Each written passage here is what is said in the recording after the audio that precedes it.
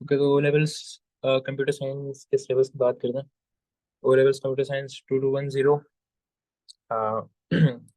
इसका सिलेबस जो वैलिड है आपका 2025 तक है।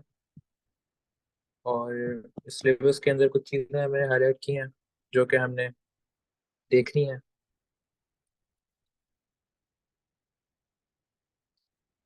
अच्छा जी, आज हम कर रहे हैं O level computer science syllabus discussion and pass paper pattern. Paper one और पेपर टू के अंदर ये टॉपिक्स हैं जो डिवाइड हुए हैं। कंप्यूटर सिस्टम पेपर वन के अंदर data representation, data transmission, hardware, software, internet और automated emerging technologies. Paper two के अंदर सारी चीज़ें हमारी कोडिंग की होती हैं, रिलेटेड टू सुडो कोड्स सारी वही होती हैं। छोटी छोटी आपसे डेफिनेशन पूछ सकते हैं पेपर टू के अंदर, लेकिन ज़्यादातर पेपर वन के अंदर ही सारी definitions and theory based paper one होता है। पेपर टू के अंदर सारा प्रॉब्लम सॉल्विंग वाली चीज़ होती है। Algorithm, programming, database and Boolean language, Boolean logic. Paper one और पेपर टू की बात करें, दोनों 75 मार्क्स के हैं। दोनों का टाइम ड्यूरेशन एक है, दोनों की वेटेज भी एक है। बस पेपर वन जो होता है थ्योरी बेस्ड होता है, और जो पेपर टू होता है वो हमारा सिनेरियो बेस्ड क्वेश्चन पे डिपेंड करता है, और वो आपसे सारा प्रॉब्लम सॉल्विंग का सवाल करते हैं। पेपर टू काफी हद तक कहते हैं कि मुश्किल है पेपर वन से, क्योंकि पेपर वन सिर्फ थ्योरी बेस्ड होता है। सिलेबस की अगर हम बात कर लें कि पेपर वन पेपर टू के अंदर क्या है, तो सारा इस सिलेबस के अंदर गिवन है, सारे टॉपिक, सारे क्वेश्चंस एंड ऑल दैट। वहां से भी आप जाके पढ़ सकते हैं। कुछ कुछ चीजें मैंने हाईलाइट की हैं इसके अंदर। जैसे वही पेपर पैटर्न की बात अगर करें, पेपर वन रिटन पेपर होता है, पेपर टू भी रिटन पेपर होता है। ए लेवल्स के अंदर आपका पेपर फोर जो होता है वो प्रैक्टिकल होता है, उसके अंदर आपने बकायदा कोडिंग करनी होती है जाके। खैर ओ लेवल्स की अगर बात करें तो दोनों ही आपने फिजिकल अटैम्प्ट करने हैं पेपर, रिटन पेपर होता है।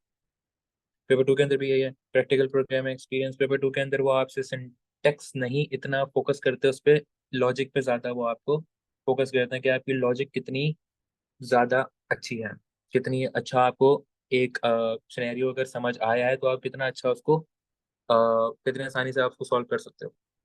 Candidates will be required to write an algorithm using pseudocode or program code for the context provided. ये फ्लो चार्ट्स वाली सारी चीजें हैं, ये आपके लॉजिक गेट्स एंड नॉट और नैंड नॉर्स और इसका ट्रेस टेबल वगैरह, ये सारी पी वन वाली चीजें। पेपर टू के अंदर सारी हमारा सुडोकोड्स वाली चीजें। अच्छा, कमेंट्स। सुडोकोड्स के अंदर डिक्लेरेशन और कमेंट्स के अंदर लोग बड़ा कंफ्यूज हो जाते हैं। डिक्लेरेशन और कमेंट्स एक चीज नहीं होती। डिक्लेयर आप किसी वेरिएबल को करते हो और वो कोड का हिस्सा होता है, जबकि कमेंट्स जस्ट एक प्रोग्रामर को बताने के लिए, समझाने के लिए हम यूज करते हैं ताकि उसको समझ आ जाए कि ये स्पेसिफिक पार्ट एक प्रोग्राम का क्या काम करता है। Comments to tell the programmer about the program code. Declaration हम किसी वेरिएबल की करते हैं, जैसे काउंटर की करते हैं, या कोई हाई वेरिएबल आपने लिया है, high value, low value, counter, total, etcetera, उसकी हम डिक्लेरेशन करते हैं, वो कोड का पार्ट होता है। कमेंट्स कोड का पार्ट नहीं होता, आप ना लिखो कमेंट्स कोई बात नहीं। डेटा टाइप्स की बात करें, इंटीजर, रियल, चार, स्प्रिंग, बूलियन, ये हमारे पास डेटा टाइप्स होती हैं। इंटीजर एक होल नंबर होता है, रियल आपका डेसिमल नंबर होता है, चार आपका एक सिंगल कैरेक्टर होता है like ABCD and all that. String आपका एक प्रॉपर वर्ड कह लो, सेंटेंस कह लो, स्ट्रिंग होता है। बूलियंस डिपेंड करता है ट्रू एंड फॉल्स पर। जस्ट एज रिटन, इंटीजर एक होल वैल्यू होगी, 5.3 नहीं हो सकता, 5 भी होगा। रियल 4.7 भी हो सकता है, 4.0 भी हो सकता है, डेसिमल में वैल्यू आ सकती है रियल की। चार एक स्पेसिफिक कैरेक्टर होगा, XYZ, दैट्स इट। स्ट्रिंग एक प्रॉपर सेंटेंस भी हो सकता है, एक वर्ड भी हो सकता है, मल्टीपल कैरेक्टर्स हो सकते हैं। बूलियन ट्रू एंड फॉल्स ही होता है। वेरिएबल डिक्लेरेशन, डिक्लेयर डिक्लेयर किस तरह करते हैं वेरिएबल को। डिक्लेयर करेंगे तो सीधा बस हम एक कीवर्ड यूज करेंगे डिक्लेयर, और जो आगे हमारा वेरिएबल का नाम होगा हम वो लिख देंगे। जैसे यहाँ पे डिक्लेयर काउंटर, और काउंटर की डेटा टाइप क्या है, इंटीजर, वो हमने यहाँ लिख दी। काउंटर जो है वो एक होल वैल्यू में चलता है, ना कि रियल वैल्यू में। इसी तरह डिक्लेयर टोटल टू पे, ये रियल हो सकता है हमारी, कोई भी अमाउंट, कोई भी परसेंटेज, 47.9%, ये रियल में आ सकती है। Declare game over, Boolean, yes या नो, विन या loose.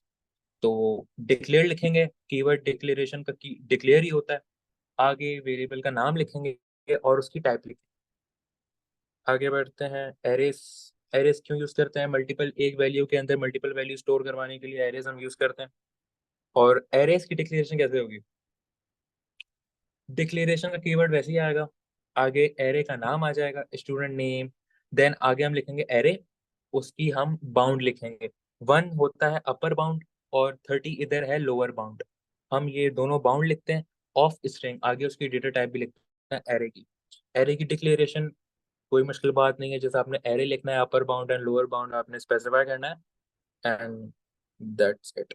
Input and output devices, sorry input and output, सही है।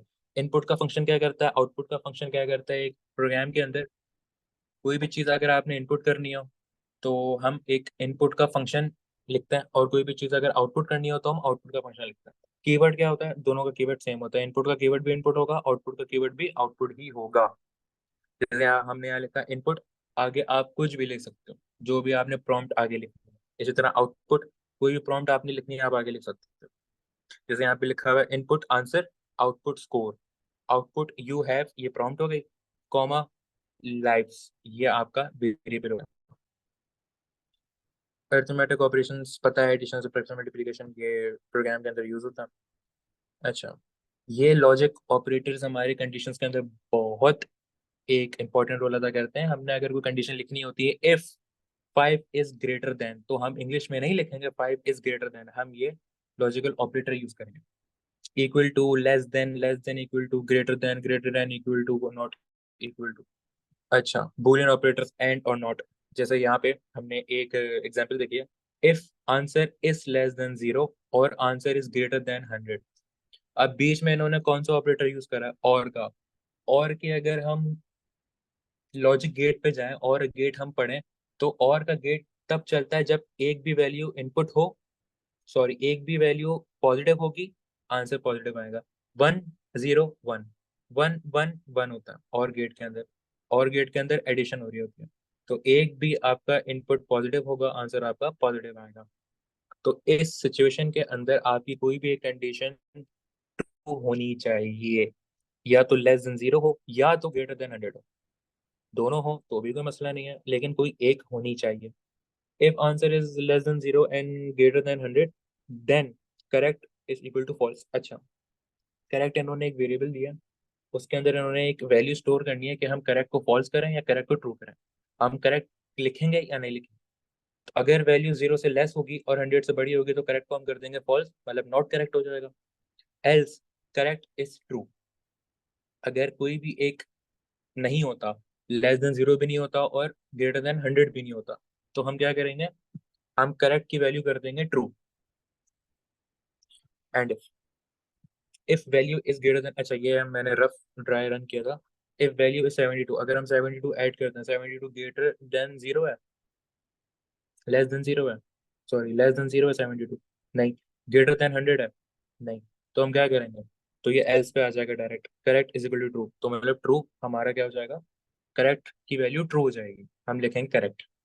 खैर इसी तरह हम अगर -5 लिखें, तो क्या -5 लेस देन 0 है? बिल्कुल है। ग्रेटर देन 100 है? नहीं। अब ग्रेटर देन 100 वाली कंडीशन हमारी फुलफिल नहीं हुई, लेस देन 0 वाली होगी, तो हमारा देन पे आ जाएगा, एल्स पे नहीं जाएगा। देन पे हमारा कोड आया correct is equal to false, तो यहाँ हम लिखेंगे नॉट करेक्ट या एरर, कुछ भी, मतलब हम करेक्ट की वैल्यू फॉल्स कर देंगे। Easy. String operations, length, lower case, upper case, सब स्ट्रिंग। लेंथ का फंक्शन क्या करता है? आपने किसी एक सेंटेंस के अंदर अगर टोटल अल्फाबेट्स काउंट करना है, तो लेंथ का फंक्शन आप लगा के उससे total number of character count calculate कर सकते हैं। Return the integer value representing the length of string, the identifier should be of data type string. Lower case, कोई भी सेंटेंस कोड के अंदर आपने लोअर केस करना हो या अपर केस करना हो, लोअर केस करने के लिए हम एल केस वाला फंक्शन लगाएंगे, अपर केस करने के लिए हम यू केस लगाएंगे। सब स्ट्रिंग क्या होता है?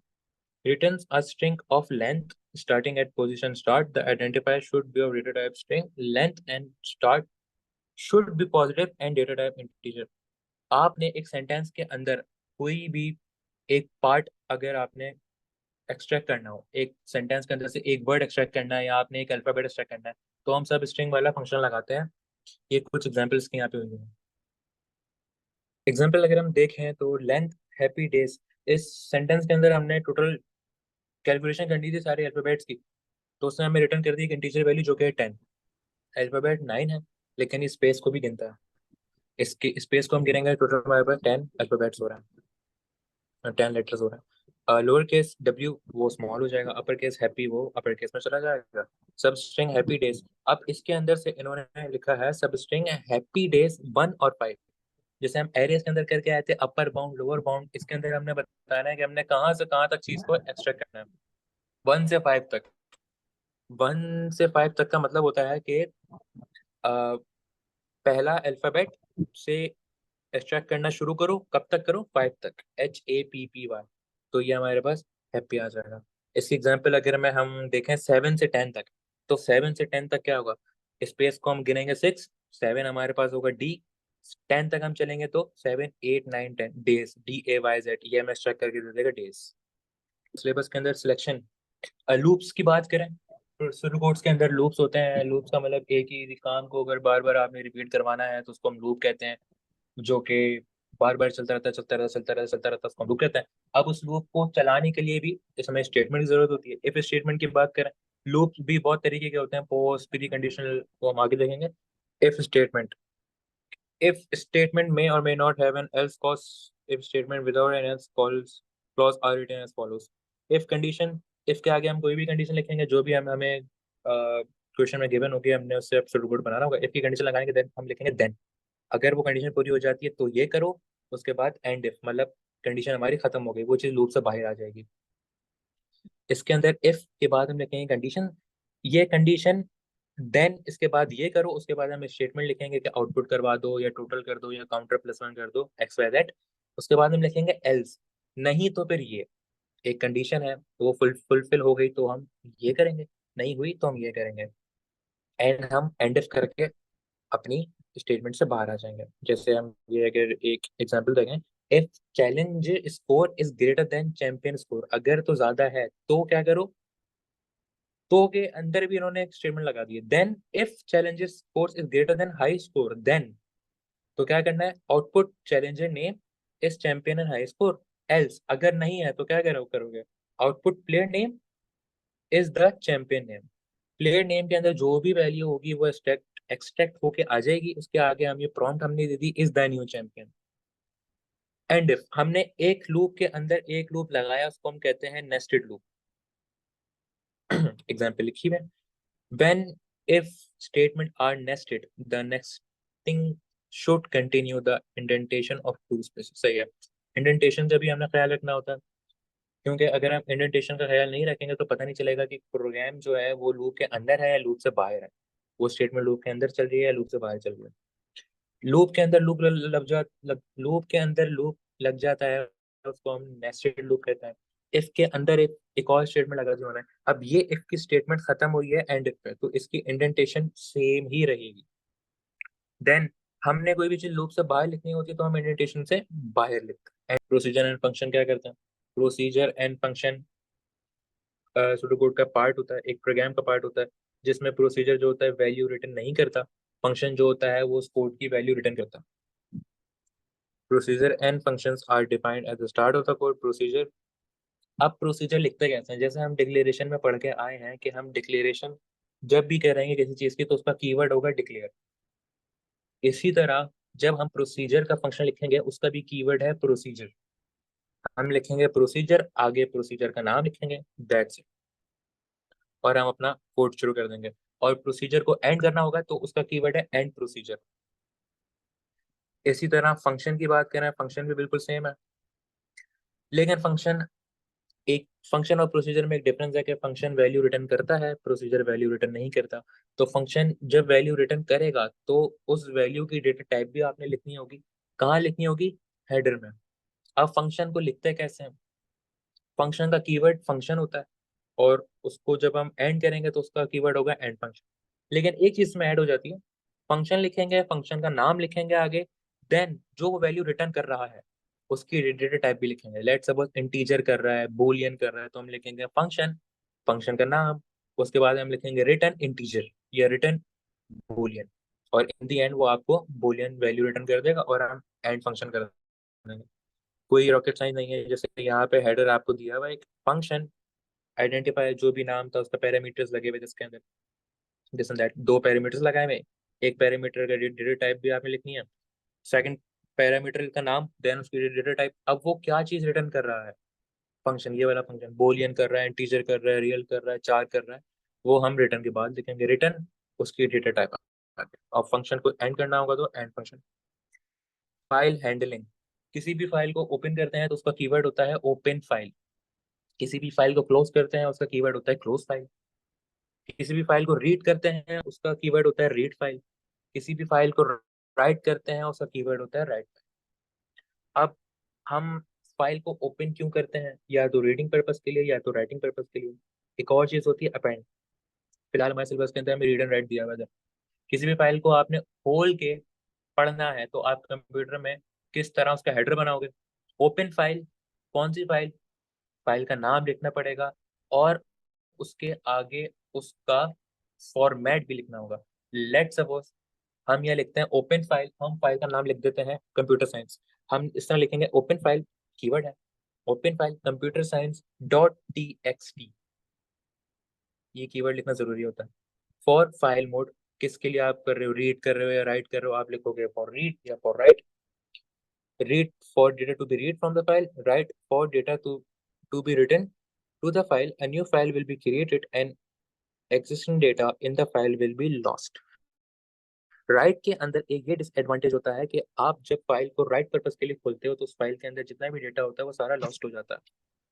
जबकि अपेंड के अंदर क्या होता है, जब आप किसी फाइल को अपेंड के लिए खोलते हो तो उसके अंदर आपका जो डेटा होता है वो सेव रहता है, और आप उसमें डेटा ऐड भी कर सकते हो, जबकि राइट के अंदर सारा डेटा लॉस्ट हो जाता है।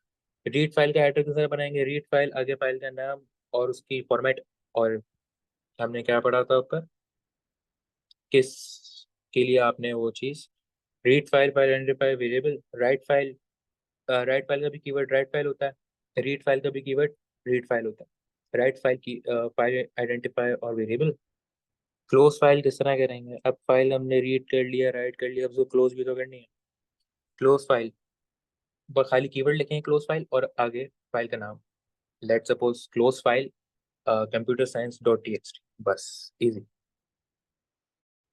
यहाँ पे एग्जाम्पल दी हुई है, डिक्लेयर लाइन ऑफ टेक्स्ट, आगे उसकी data type open file file ए डॉट टी एक्स टी, देखो यहाँ पे भी फॉर्मेट दिया हुआ है, फाइल ए जो भी फाइल है dot T X T for read, read purpose के लिए, file B T X T for write, file A T X T line of text, file B T X T line of text, then close file A और then close file B, आगे dot T X T लिखना जरूरी है जो भी आपकी file का format है।